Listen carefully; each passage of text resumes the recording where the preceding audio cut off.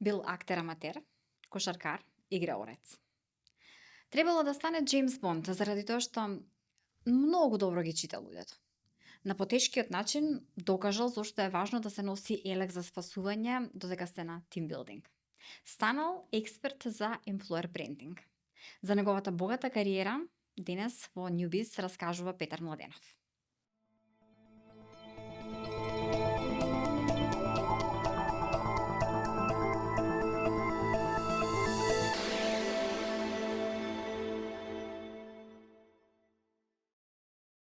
Петар, добре дојде во Newbiz. Добро ве најдов. Ај малку со професионален бекграунд. За себе велиш дека си човек кој што со години работи на детектирање на човечката емоција од изразот и како тоа да се интерпретира во зависност од контекстот, во смисла дали е работна средина, дали е онака опуштено друштво. Како стигна до тоа? Патот до тоа е многу комплициран, да ти кажам искрено.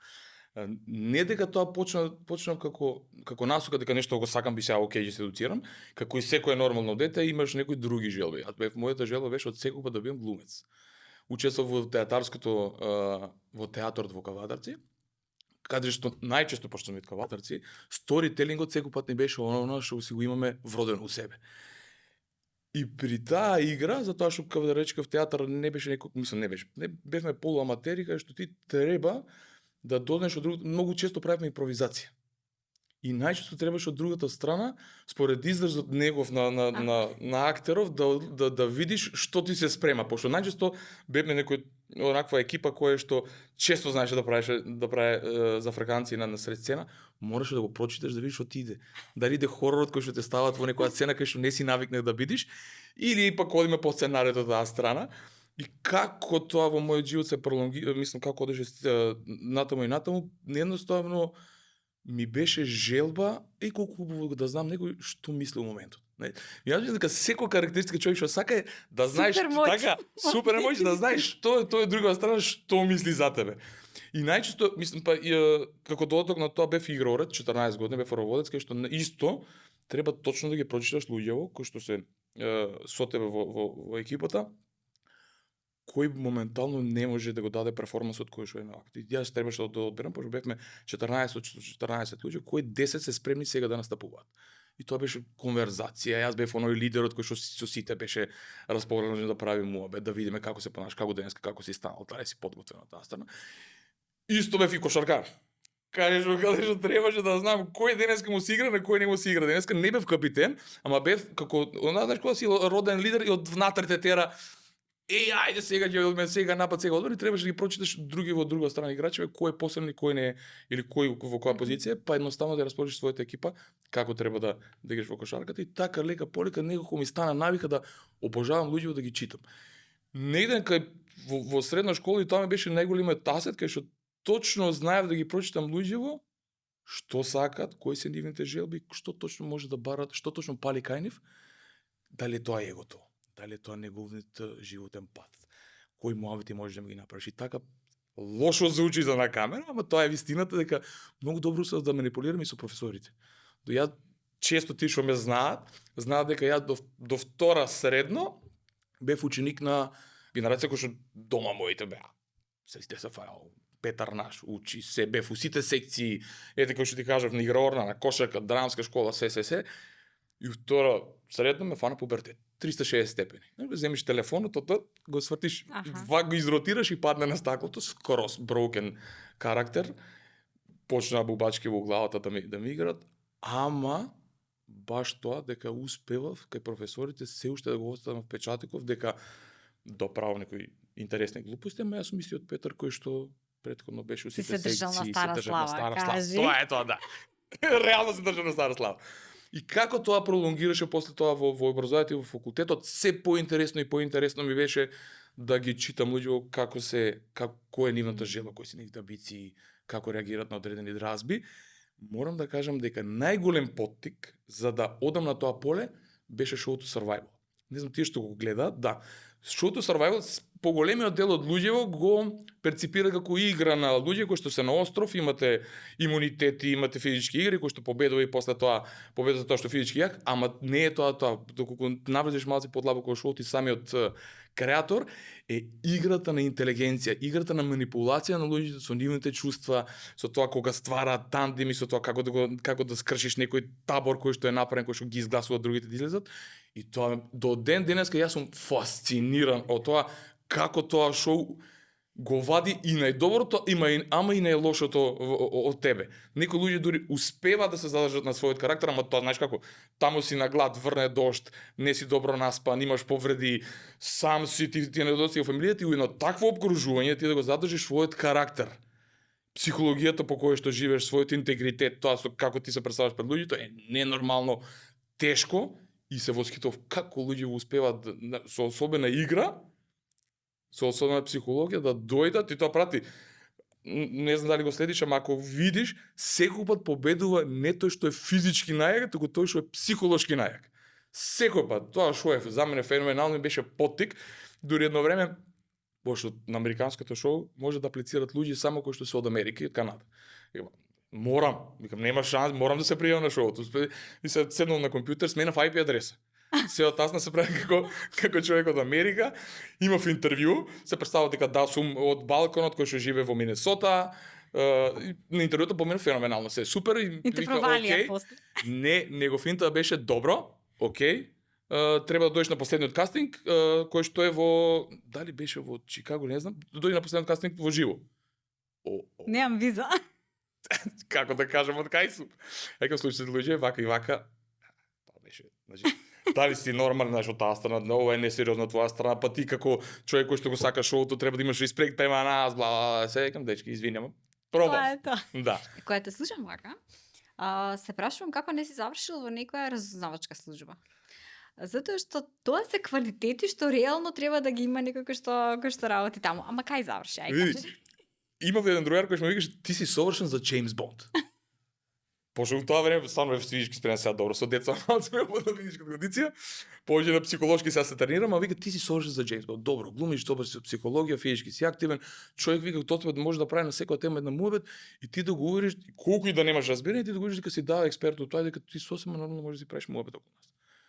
Знаеш како тоа беше за мене лудило, за тоа што за да се усовршам колку што сакам да се усовршам, ја реков окей, ја морам да менјам многу средини, за да пошто кога си во една средина, си го затвараш тоа како влеваш у квадрат и го можеш да го анализираш само таму кај што моментално се наоѓаш.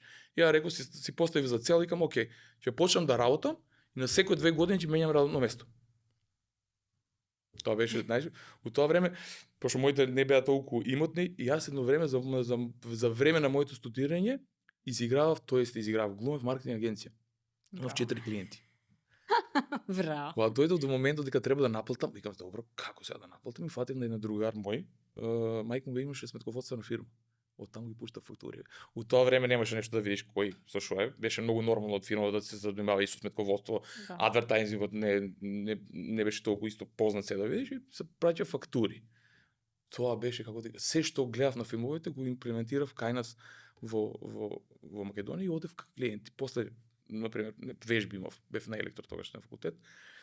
Одев на вежби, после вежбите одев на состаноци. И тоа беше тоа, значи искуството беше феноменално. Ти изиграваш дека си некој професионалец, кој што како да ме држиш маркетинг агенција, гледам на филмовите, тоа беше многу смешно, гледав на филмовите на хотел стоеш како хенгдор. Македонија уште ги немаше тоа време. Викам, викам зашо на некој да нема пораз, ќе му понудам дај лифлет ја правиме и одам како маркетинг агенција, да, имаме нови машини. Моментално имаме печати, имаме вакви маркетинг материјали, дали сте ви окей, пошто многу го нема Македонија, нема да кажам фирмата не ме туше.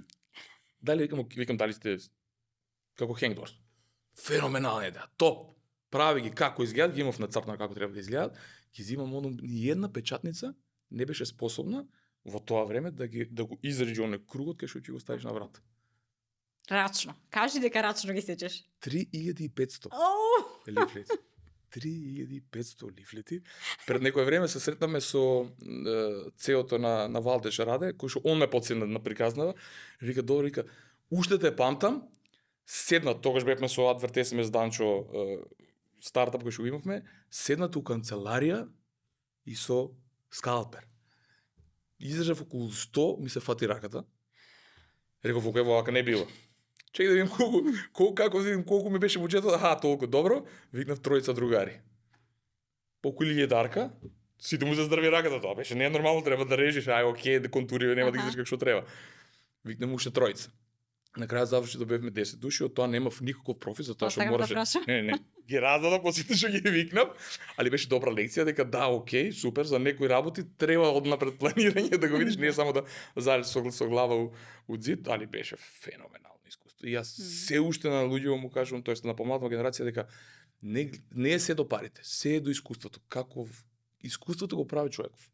Како ќе бидеш, како и после понатаму ќе се пронајдеш во таа страна, затоа што пак ќе кажам, ја не го знаев патот дека сакам да си играм со човечката психологија, сакам луѓе да генерализирам. Самото по себе си дојде со самите маки кои што ги имав и што се втурнував намерно во ситуации само ради да имам било какво искуство од таа страна. И како стигна до employer branding? Затоа што генерално, барем за мене, впечатокот е дека работиш фантастично employer branding за оние со кои што соработуваш и ја доведуваш комуникацијата на работодавачот до ситуација да изгледа многу природно, да не е изнасилено, да го немаш оној corporate fluff, we are very proud и со радост објавувам и со задоволство се. Прво, за да му стане јасно на гледачите на подкастот, што е employer branding, тоа е јас сакам да го кажам така, тоа е она што го зборуваат твоите вработени кога директорот не е у собата. Кога меѓу себе и си кажат сите маки или доблести кои што ги има нивното работно место, зошто сакам тука да работам или што не чини у фирмата. Сето тоа го прави тој employer branding, кој што се дели и на внатрешен и на надворешен. Надворешниот е тој storytelling, како не кажуваме што прават нашите работени, нашата компанија за што кон што цели, со што се занимава. Внатрешниот е оној најбитниот дел на employer branding, каде што е искуството на вработениот во канцеларијата во секојдневното вработење. Дали тебе ти се иде на работа или тебе ти се враќаат нозете секој пат кога ќе станеш наутро. Дали понеделникот, добро, сите го мразиме, дали понеделникот го мразиш многу или го мразиш затоа што само е понеделникот, вчера било недела. Тоа е она кога компанијата ќе го достигне степенот, кога вработениот ќе каже јас денеска имам работа и сам си ги направам тасковите кои што денеска ќе ме направат подобар човек, тоа е врвот кај што може да го достигне една компанија во самиот employer branding. Се повеќе пак одам настана твоето прашање, до таму стигнав малце по необичен пат. Патот мој беше издржан од неколку ситуации, ама како што кажав за survival, пошто не ме примија, барав начин како, ако го не одам јас таму, како survival да го донесам тука. Тогаш у тоа време се вработив во Exploring Македонија, сестра фирма на Nexense, каде што бев ангажиран како менаџер за продажба. Имавме некој проект со National Geographic. И имаше колешка која што беше за event management и employer и team building. И често колешки, знаеш за колешка, нема team building, никој не сака тоа Македонија, тоа е само америчка или странска вакво небулоза, тука кај нас никој не го сака тоа.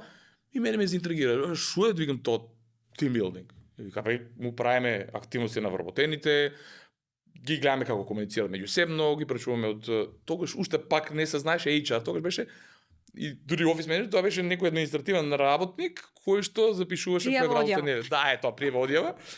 И не беше толку интегрирано уште тоа грижа за вработените.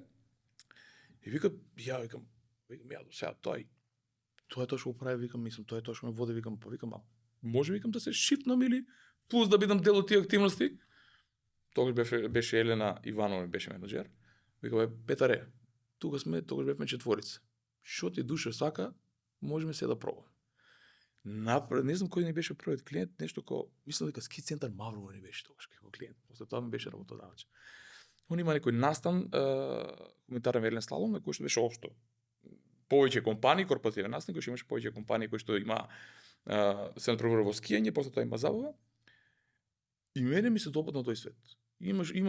Тогаш имаш околу 40 компании, над 350 учесници, кои што освен скијањето направи некои интересни активности на самиот снег и после тоа како некоја тематска забава, кои што ја правиме после тоа и ги гледам вика како луѓе реагираат. Ја викам имам на место 350 луѓе кои што од различни компании, ги гледам на лице место како реагираат, му правам забава, гледам како кога, знаеш како многу добра работа е кога човекот ќе се опушти, кога веќе не е во таа работна средина. И кога веќе го поукнеш за некое прашање како ти е тебе на работно место, како е твојот менеджер, како ти се свиѓа, и он ти почне да ти се отвара. И ти уствари сваќаш дека брендингот кој што за таа една голема компанија кој што си го градел преку нивните реклами, па не е баш така како што изгледа на рекламите. И не е, знаеш, тоа убаво цветно дрво со раскошни гранки и големо стебло, внатре малце е труло, пошто ако чукниш на неколку места може негде ќе се скаши и ќе испадне некоја дупка која што и така не се гледа. Ја викам, окей, ова е феноменално, јас сакам тука, дефинитивно. И како повеќе и повеќе ги правам настанеме, викам, добро, дефинитивно правам тимбилдинзи. Почнав со тимбилдинзи правење, првата година тогаш па ще шифнав, помина 2 години Експлори Македонија. Време било. Да, време беше. Ќе се навртам зашто тука беше многу добра лекција која што исто сакам за employer branding да ја пренесам. Се шитнав во ски центар Мавро и таму имав на располагање сала, спортска сала, имав ратак дискотека, имав терени, имав планина, имав езеро, имав фудбалско игралиште, едноставно ми имав на располагање секои ресурси, викам, окей, сега само тоа што треба е да искреирам нешто кое што други компании од тогашно време го нуде како тимбилдинзи и да почнам да го работам тоа. Смислив некои програми, имаше Mind Games, имаше тоа, ги анализирав како може луѓе да се преку нив да ги отворам, си имав хрчаци на кои што си ги тестирав игриве, мораш да видиш кој како ќе малце ги допоправи, викам окей, сега е време да почнам да го продам и да видам како ќе биде тоа. Првата година имав 25 тимбилдинзи, втората година имав 45, трета година немав денови кога ми беа слободни. Супер. Тоа беше на пример четврток, петок, сабота и недела по 6 тимбилдинзи во тие 4 дена. Никој беа дводелни, никој беа на 2 места, пошто имавме 3, тогаш имавме 3 хотели, на сите места добар екипа бевме собрани. Бев толку оверлоад со работа, ама како што кажав, ти желбата да го правиш тоа, не гледав ни дали е сабота, ни дали е понеделник, ни дали е работен, неработен ден, дали е празник или недела или било што. Тоа беше за мене феноменално искуство и тука е тоа што мене ме продефилира или тоест ми изгради многу повеќе да знам да анализирам и културата на самите компании, што е тоа грешка, што не е, феноменално, особено кога имате тимбилдинзи и оноа, значи имате обраќање од менеджментот за резултатите, најчесто за тоа ги користат некои тимбилдинзиве, со обраќање кон вработените, резултати, ова, се. Така ли директоре? Така е. Пускат. Супер направиме успех, така ли? Така е. И завршувам говорот и сега што ме дал гост, мислам по интуиција, ода ми викам топ вакво направивте резултати. Кој е резултат? Какви резултати? Па викам на вакво тоа, која та бена? Вика, ова вика за овие нови, вика што се сега вика дојдени да мислат дека правиме профит. Кај сме задолжени да сите страни. Леле. Ама имам и убави искуства, пошто на тие програми јас кои што ги правев, направени се да во текот на самата игра да ги откриеш особините кои што и не си ни бил свесен дека ги имаш од тасна, затоа што не ти се дала прилика во животов да одиш во таа позиција или во тој рол да се ставиш и да видиш како ќе предводиш. Најубава приказ, имам две мислам приказни кои што ми се мене драги, на еден тимбилдинг обична сметководителка. Mind Games, кај што требаше да водиш игри, да решавате задачи, се постави како па не знам како 40 години лидер да била. Толку добро го состави тимот, толку добро разговараше со нив. Едната сакаше се откажува, ја мотивираше, ги распореди, ајде заедно. Разговараше со нив. Ја бев луѓе, ова од сметководство ли е или чуев и прати, она не беше ни одговорна на сметководство, туку она била некоја нова како сметководителка, цел живот со сметководство се има занимавано. И ја одам на тогашниот менеджер на компанијата и викам, слушај, ти имаш, викам, небрусен дијамант.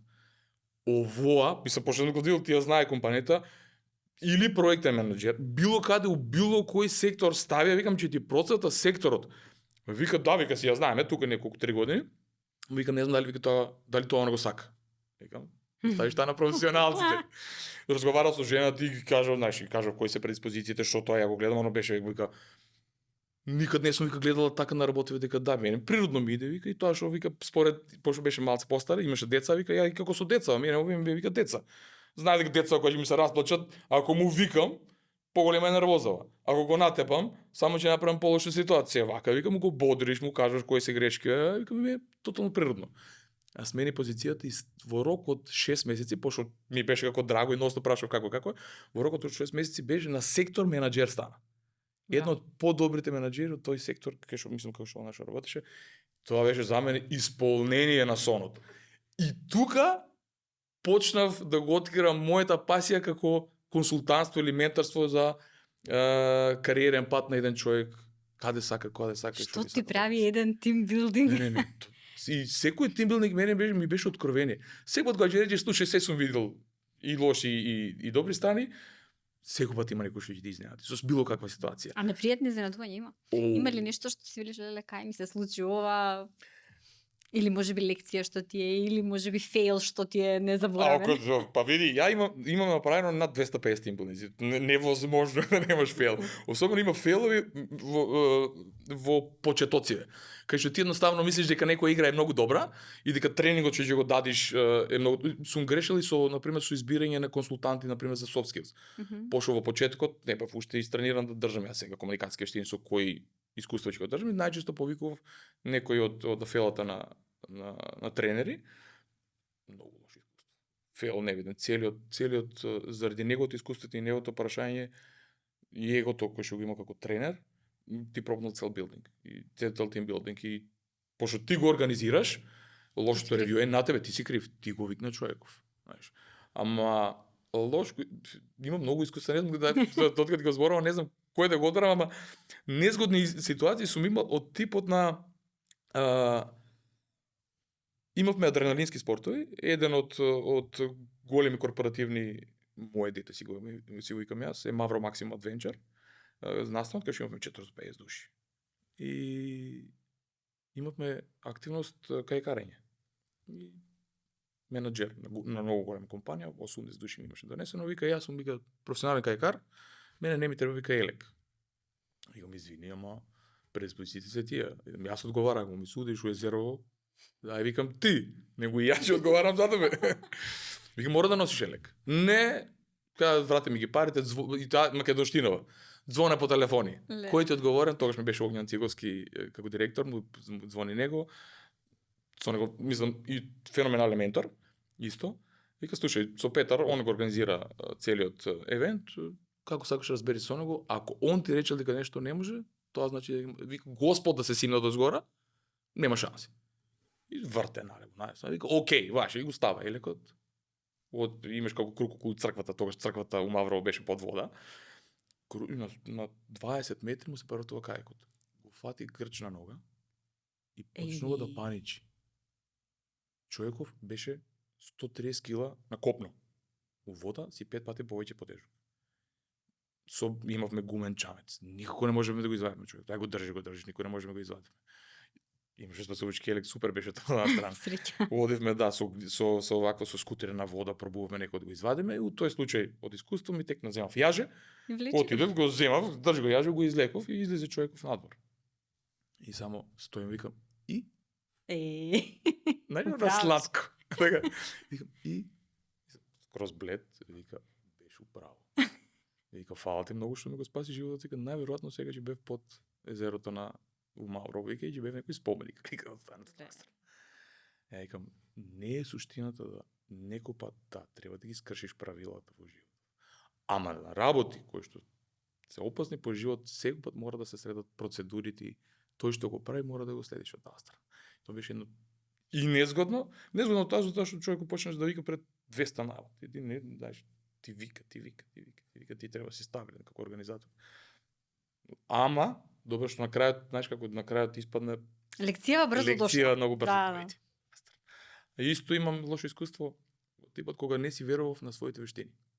Многу лошо особина човек што може да има. Работа за една фирма како консултант, продава производи за слабење. Не модеш продажбата, проба преку аптеки и реков окей, можеме да направиме, викам, преку мултилевел маркетинг. Мојот брз јазик и креативноста се секој пат побрзи од мојата мисла како после тоа треба да се направи. Супер, викам, јас ќе ви тренирам вработените, како треба да продаваат, како треба да се однесуваат, се до тоа, и викам, и ќе го измислиме целиот план. Топ, може. И сега, што е мултилевел маркетинг план, пошто пред да одиме, јас просрчав Herbalife, што прават мултилевел топ. Се стратегија се зачне во Oriflame, во Forever Living, во Herbalife направив еден план, му го дадов планот. Феноменален топ, они го доработија малце и вика на маса имаш да бидеш прв во мрежава и ти да ги правиш тренинзиве и вика да си земиш одредена сума на пари и тоа е тоа. Викам, ја ова го правев на чутура. Ова не да не функционира. Ова не пари, минус има да ги однесе, викам, нема шанс викам ова да функционира. У рок од 6 месеци беа најбрзо растечката фирма во Македонија. Направија после 1,5 година има околу $500,000 профит. Сите јас што ги тренирав дистрибутери да продаваат, земеа првите во мрежата фактично. Да, и зема 20 пати повеќе у еден месец колку јас што земав за целиот празник за тоа што го работев тогаш. И тоа ми е таа е лекцијата која што секој пат се викам и на сите му пренесувам, ако нешто работиш, само има верба у себе. Небитно дали е прв пат. Небитно дали е по трети пат, по 10 и да е грешки било што. Има верба у себе дека да, ако ти го правиш тоа, го правиш најдоброто што можеш. И ако е грешка, си го направил најдоброто што можеш од твоја страна. И твоја си научил нешто, да. И тогаш тоа ми беше нако коровени секој. Тогаш викам, окей, човек, мораш да си вериш во себе, што и да правиш, мораш да вериш во себе. И така и тимбилдинг ми почна. Ја верував во себе дека тоа е најдоброто нешто што може некој да го направи во Македонија. И така ги продавав. Нема некој кој што ќе ви даде подобро искуство од страна на тимбилдинг и градење на човечките ресурси кои што вие моментално ги имате. Неверојатно продав.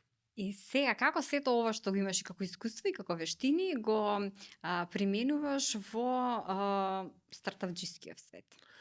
Леле, знаеш како, сега мислам и тоа исто, ајде ти ви загледачи, јас само сум 4 месеци. Не си 4 месеци во тој свет, затоа што ти си од времето со Данчо во стартапџискиот свет. Да, знаеш, ја на почетку викав, нов сум тука, затоа што уште не го разборав зборот што е стартап. Мислам, може да се признам, стварно не знам што е стартап. Мислам, отворена нова фирма и тоа е стартап. И кога секоја влегов, кога ми стана повеќе јасни работиве, викам, па добро, ја не сум прв пат тука, па јас стартап, јас сум имал стартап, викам, не е можно, па се за баш овие производиве за кои што го градев и они беа стартап, пошто после тоа се расширија на Балканот и у светов отидоа. И викам, топ. Ама, Наташа, кога доаѓеш од корпорација, тогаш брати јас у стартап светот дојдов од IW Connect што работев. Му беше core values, знаеш хиерархија, комуникацијски вештини, комуникацијски системи, да, се тоа е, мислам, знаеш, корпорација од 350 вработени. И идеш у хаос. И викаш, Боже Господе, кај дојдов? И сега, убавината е тоа што одма препознаваш што нема направено, која структура нема, каде треба да почнат, не знае човек core values, одма гледаш дека микроменеджмент правиш, пошто види у стартап светот некои од компаниите се 20 до 30 вработени. Особено тој што е основачот е и дизајнер, и продажба, и public speaking, и он пичира пред инвеститорите, one man show. Така мора. Тоа е. Ама шокот, кога ќе дојдеш од таква корпорација, и идиш доле, и кога го правиш мојот, и кажеш дека тој е другата страна, појма нема, и викаш, добро, смиријат фоката, значи сега сме на почетокот. Не, појма, туку и не сваќа зошто би му требало. Едноставно него друг е фокусот. Советите кои што на почетку почнав да му ги давам, едноставно вика, мене тоа нема да ме користи. Човек, како нема да ти користи, ќе дојдеш, ти целиш да станеш фирма. Станеш 20 вработени доста да имаш. На тие 20 вработени треба некој ментор, треба онбординг да му направиш. Уште од почетокот на самата компанија мора да имаш core values. Знаеш, како сакаш да бидат вработените, зашто ти се залага твојата фирма, дали тоа е интегритет, дали тоа е 24,7 поддршка, дали сите вработени треба да имаат долгорочен развоен раст. Нешто мора да ти дефинира културата во самиот бизнис. Па ми сме 20, нешто. Зашо? Се разбираме, да. Ми вика, со прв брат ќе деме бизнисот, вика. Цел живот сме си заедно, знаеме што сакаме. Викам, ако го ќе поросниш, викам, од сега мора да си спремен. Чекај вика, кој што сега уште тоа да го мислам, вика, кај ме све, кај ќе му одиде светот. И тука почнуваш да се приспособуваш и гледаш дека да не се адаптибил, мислам не е сето applicable што си го имаш како искуство, дека на почетокот Мораш се тоа да му го дадеш на еден човек кој уште не е влезен во тој бизнис свет. И мислам да, некои од луѓе кои што имаат стартапи се од големи корпорации па се ствариле свој бизнис, ама најчесто се па луѓе кои што имаат креатива, едноставно ја гледале филм, му дошло идеја, виделе проблем, знаат како да го решат и се вторнуваат во тој свет. Значи ризикот што го имаат тие претприемачи неверојатен степенот за размислување дали е ризик или не, му е равно на нула. Не размислува, он само оде екшен и тоа е тоа. И викам, окей, тука треба приспособување. Најчесто тоа е учењето на тие soft skills. Тука се почнува soft skills, види, тоа е исто добра тема за подкаст. Најчесто компаниите тој проблем, секогаш кога зборам за тој проблем, сега се тригерирам, тој проблем е општо прифатен проблем дека компаниите викат да го имаме, ама секој го има и не е толку званично, ајде ќе работим на него. Пошто зашо би работеле, пошто секој го има. А не е така. Значи, најчесто големите грешки бизнисови што ги прават и при самото работење, гепот што го има меѓу и менторирањето, и структурирањето, и пренесувањето на информацијата, и комуницирањето со самиот клиент, се тие soft skills. Особено во IT индустријата луѓето не разбираат дека soft skills се далеку на поголемо потребно ниво него technical skills. Затоа што technical skills да го земаш и го учиш за време на самото работење. Soft skills, комуницирањето, тие emotional intelligence, management style, leadership, тоа е нешто на кое што треба континуирано да се работи. Тоа е, имаш различни карактери од тимот, имаш различни ситуации за време на работењето, на кое што ти треба да си истрениран и треба да знаеш, треба некој да те научи како во тие ситуации, како соодветно треба да реагираш. И јас сум толку вчуден, не видам дека луѓе стварно не сите, ама поголемиот дел стварно не му дават него многу големо значење. Окей, сите го имаат тие проблем. Значи, колега Гого сега кај што сум во нетворкер вика, абе сме имали поголеми проблеми и не сме ги решиле. Ти дојде и тоа на ред, има време. Да, не е проблем никако таа страна. Така да и тука кога дојдеш и се почнуваш гледаш што е applicable. Сето тоа што го имаш како искуство во одреден стадиум на нивното работење, гледаш тоа можеш да ги научиш, кои од лекциите сега треба да ги научат. Можеби после, знаеш како стара изрека, нели, најдобре да учиш од туѓите грешки. Никој не ја немам сретното човек кој што научил од туѓите грешки. Не. Додека ти самиот не си изгориш, нема да дуваш на јогуртот. Ама знаеш што е потешко? Кога те се изгориш и после пак ќе ја направиш истата. Нешто што ме фасцинира е постојано повторување на истата работа, а очекување различен исход. Тоа е страшно. Јас го користам, не знам дали соодветен термин, ама за мене е соодветен, ја ги викам садомазохисти. Ти да уживаш се една иста грешка да ја правиш. Или мора да ти е убава на душава за тоа што те задоволува тоа што го правиш се една иста грешка, или си стварно многу глуп. Не може да го правиш се една иста грешка и со главата од зидот, ама има. Дефинитивно има луѓе кои што да, се и е прави иста грешка, па уште една иста грешка и па уште една грешка, ама карактер на луѓе. Има секаков карактер. Тоа што го научив од тимбилдинците дека не треба да ти изненадува колку луѓе меѓу себе се исти, а сосема скрос различни. Може да имаш и со партнер од дома, ти може да имате многу заеднички работи кои што ги сакате. Ист фудбалски тим, исто да одите на театар, иста желба, сакате да градите фамилија, ама партнерот од другата страна сака црвено пенкало, а ти сакаш плаво. Тебе у глава не ти иде дека пенкало, не е убаво црвено да биде, плаво е, од друга страна човек, пенкало е убаво да биде црвено, плаво е банкарски систем. И да имаш толку диаметрални различни ставови и толку диаметрални различни мислења само за една тема. И тоа е тоа што те прави карактеристичен на свој начин. И за секој од нив можеш да се адаптираш кога ги прави тие и не само игри и консултантски услуги кои што сум ги давал, можеш да се адаптираш на нивниот карактер. А за да го правиш тоа, можеш да слушаш. Најдобриот начин у employer брендингот и кај сите HR менаџери или секој кој што се занимава со тоа, првата основна лекција е дека можеш да ги слушаш вработените. Не си ти тој кој што треба да каже што е добро, што функционира и што е најубаво за нив. Не, треба да ги слушаш вработените, тие ќе ти кажат што е најдобро за нив, што ти очекува. Да, пошто ти кога градиш културава, внатре они треба да се приспособат на таа култура. Исто, најголема грешка у employer брендингот, кој ќе вработиш човек кој што не е под теркот на твоите core values што ги имаш во компанијата. Ти го земаш само ради техничката спремност која што има или експертизата која што има во неговото поле, ама он тотално не ги живее вредностите на самата култура која што има воспоставена компанијата. Најголема грешка која што можеш да направиш како работодавец. Таков човек да земеш својата компанија. Во безброј случаеви отишло на лошо. Тој вработен или праве раздор во тимот, или самиот си заминува после 3, 6, 9 месеци. Не издржува ни една година. Јас сум бил на работно место каде што сме земале многу добар HR, феноменален, со феноменално резиме, супер. Доаѓа во компанијата, во рок од 3 месеци не успева, а дојде ради добрата плата, големиот, пошто види, доаѓа, на пример, од помала средина, од 100 работени, се имаш 350 работени, предизвик тие како HR за таа страна, ама не ги живееш целата култура на самата компанија. Мака мачеше да се имплементира во целиот тој тим. Толку многу тешко и беше да се приспособи на тие услови кои што го барем во IT светот, пошто сега пола твоите гледачи ме мразат, ама во IT светот вработени се мали разгалени детишта кои што пробуваат да си земат, да зграбат се што може да се зграби за во нивна полза. И тука треба сериозно менаџирање на тие дечиња. Ама она не беше навикната, така она беше да јас сум HR, јас го знам најдобриот начин и да тие се правилата по кои што треба да се игра. Тотално различна средина. Пак ќе кажам, јас претходно пред да дојдем во IW Connect бев како евенти маркетинг менаџер и во казина, и во хотелиерство, и во продавање на производи за слабење.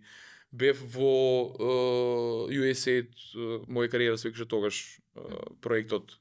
Во различни средини, кога дојде во IT, скороз различно.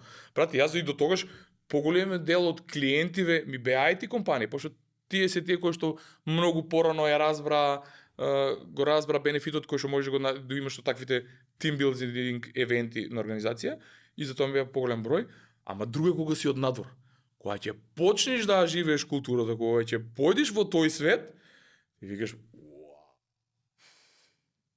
знаеш, скроз различно, се е скроз различно.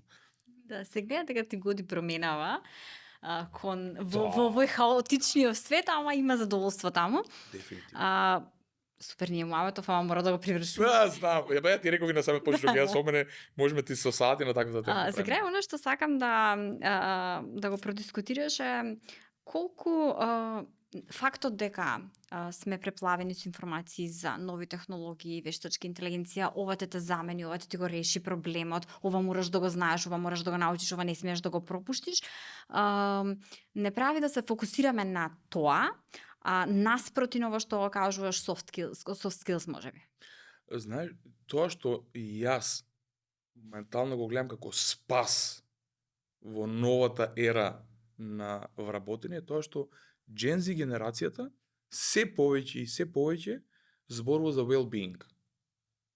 Како тоа да се балансира меѓу животот надвор и животот во компанијата.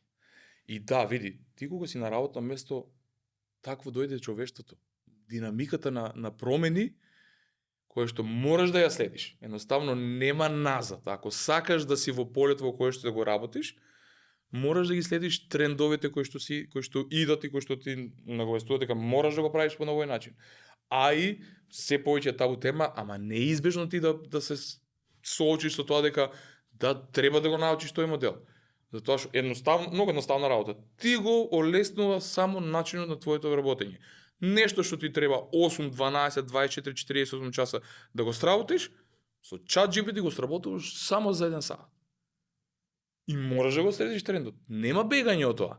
Едноставно, такви се предиспозициите. Ама, човечкиот фактор, тој soft skills, таа комуникација, меѓулюдска комуникација што имаме, никад нема да се замени, никад нема да пропадне и пак ќе остане најважниот дел не само во канцеларија, и надвор во семејниот живот.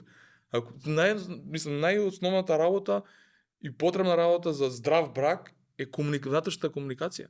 Тие soft skill на менаџирање на ситуации, како ќе реагираш, на кој едноставен начин, како ќе си направиш муабет со партнерот во тешките ситуации или во работењето, ќе направиме грешка, окей, дај да го искомуницираме тоа. Кој е патот да поправиме грешката? Што после тоа? Ќе бидеш вработен во IW Connect или во Networker кај што работам моментално? Да, окей. Кој е твојот, што сакаш да правиш? А можам да ти помогнам. Имаш лоша ситуација, имаш лош ден. Денеска треба нешто да правиме? Да. Не се чувствуваш добро. Во ред е. Тотема е во ред, сосема е во ред, денеска се чувствуваш ти лошо. Нема светот, види, секоја компанија, ако пропадне за некоја активност, која што нема да некој вработен да ја изработи денеска, во овој ден, и ако ти пропадне бизнесот 24 сата, е нонсенс.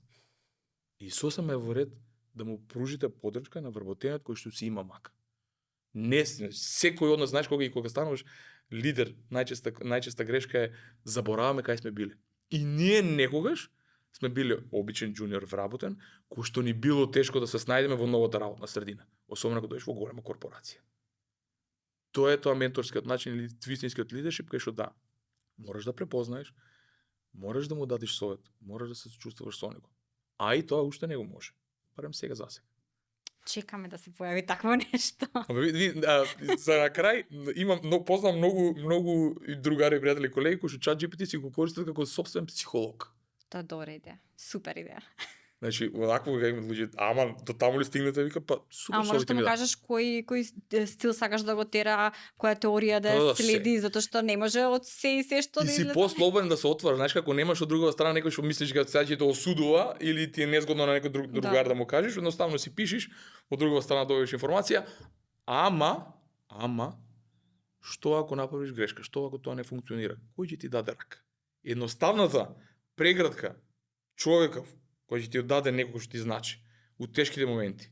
Имам милион ситуации во пријатниот живот. Само една преградка или само еден обичен хендшейк или некој те потешко порамота и ти рече тука сум за тебе, не си сам. Многу повеќе значи. Задача за Сем Алтман да направи гушкачки ChatGPT. Да. Види, роботи изградија така да ќе се гушкаме, вајде и со роботи, не знам тоа, софт, таква работа како ќе го изградат. Ти благодарам многу за разговорот. Ништо, фала ти тебе на поканата.